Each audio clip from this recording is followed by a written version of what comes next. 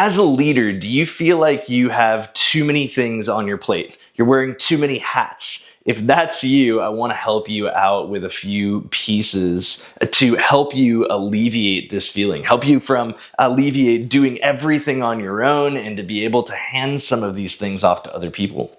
I talk to leaders regularly, especially in the nonprofit and ministry space, who tell me they're so overloaded by everything on their plate. They feel like they're burning out, they're running from thing to thing, putting out fires rather than really working on their organization.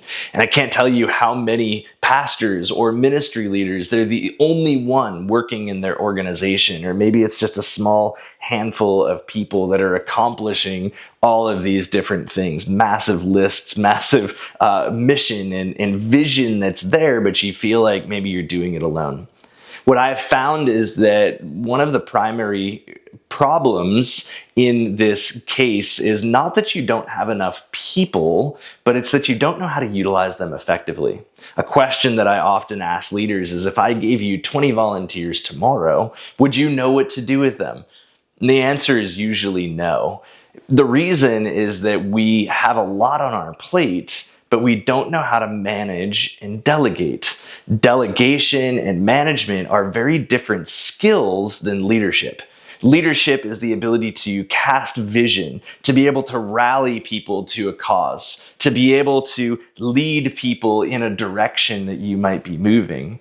Delegation is the art of handing things off, empowering other people, allowing other people to take things that you might be responsible for right now and to take responsibility for those things. And then management is the oversight of carrying out of those responsibilities. It's the day-to-day of the check-ins, the accountability, keeping people motivated as things are going. It's not just the first-time inspiration, but it's the motivation that happens day after day after day that's going to keep these people engaged.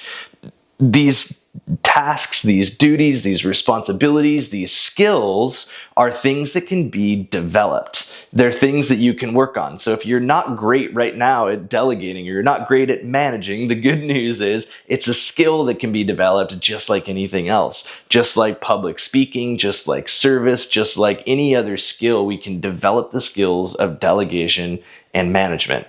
Now, I want to say that sometimes in your organization, you might bring somebody else in who's a good manager, somebody who's an integrator, implementer, somebody that can take your vision and help to manage it with other people.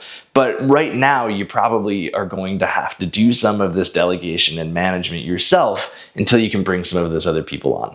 And so I want to give you a few tips, techniques, some principles around effective delegation and management.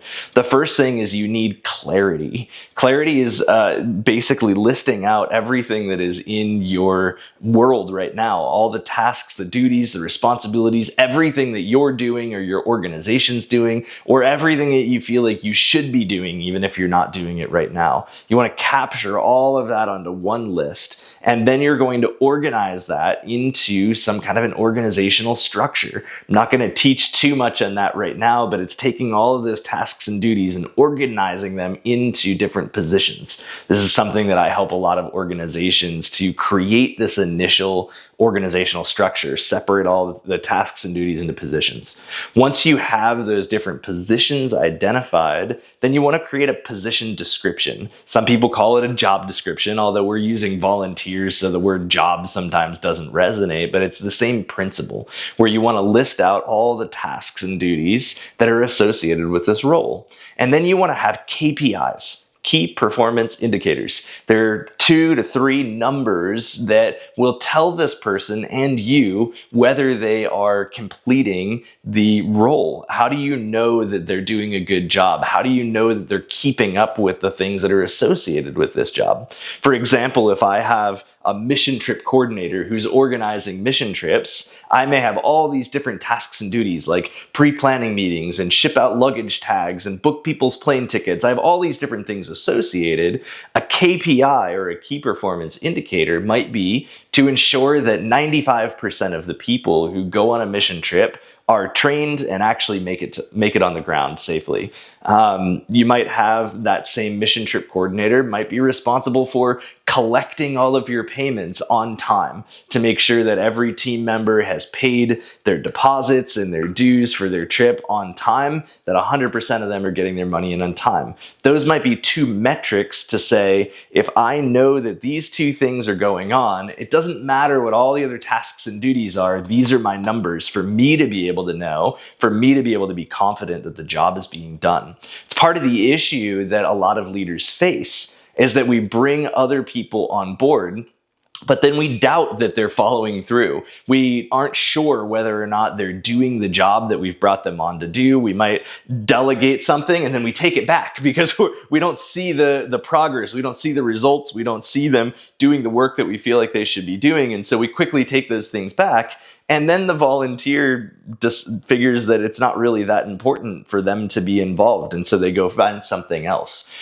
Instead, we want to have this cadence of accountability is what I call it. And the first piece is having a KPI. It's like a goal, but for one position in the organization. So for a development director, it might be to raise $100,000 this year. That's his annual goal defined by the KPI, defined by that key performance metric. And then just like any other goal, I want to start with, here's my 1-year goal. I want to figure out what's my quarterly goal. So maybe raise $25,000 this quarter.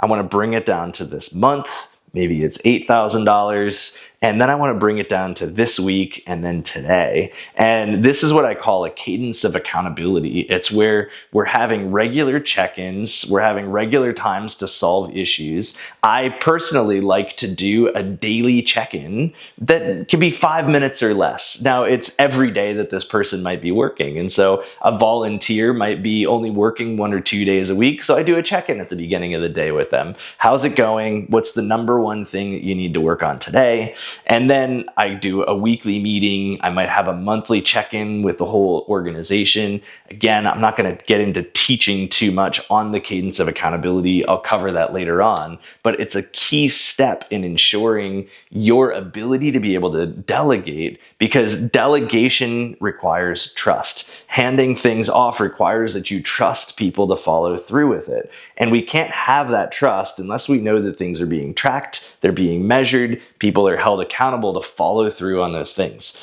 And so you need reporting coming back to you. You need feedback coming back to you. Now, what do you do if you realize that you've handed something off and it's not being followed through on? Many leaders, like I said, they just take it back and they want to do it themselves. Don't do it. When you have handed something off to somebody, they've made a commitment to own a particular position, anything that comes into the organization gets handed off to that person if it's within their box.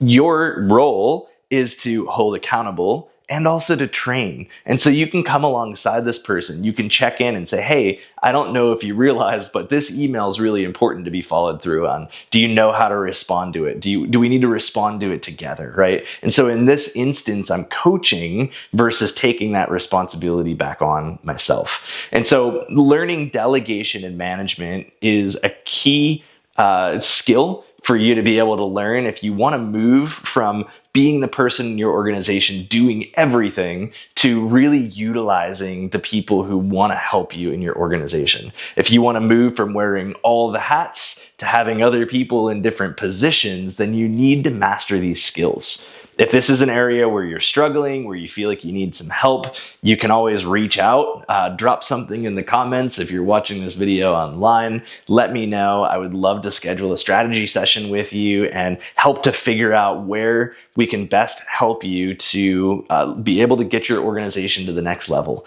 Again, I'm sure that you have people willing to invest time and energy into your organization. So let's work together on learning how to use them well so that your organization can grow and ultimately you can accomplish that vision that God's given you.